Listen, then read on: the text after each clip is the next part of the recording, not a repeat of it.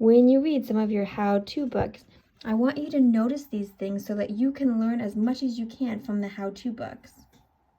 This is a chart that is going to help us, and it's called Learning from a Mentor How-To Text. It says, the title tells what the book is about. Let's check. My first soccer game. It does. It tells us that the book is going to be all about soccer. Let's see, pictures that teach things. Let's check. Does it have pictures that teach things? It does. It has pictures that teach us things. It says, list of things you need. Let's see, does it have a list of things we need? Ball, cleats, soccer shirt. Yes, it does. Let's see. Important parts in bold or all caps. Let's see. Oh, that's bold. That's bold. That's bold. Ooh, that's bold. Lift. There is a lot of things in bold. Follow the leader. Jog or run. Balance. Important parts in bold or all caps. It says talks to the readers. Let's see. Follow the leaders. Jog or run slowly in a circle with your friends. And it is talking to the readers. It's telling the readers what to do. And warning signs, suggestions, and tips. Let's see. Are there any tips in here? There's a tip. Can you move your knees up and down like a butterfly flutters its wings?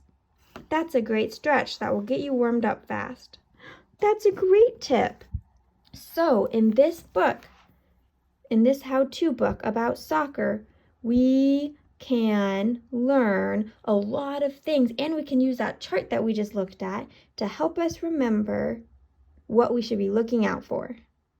One more review, learning from a mentor text, a mentor how-to text.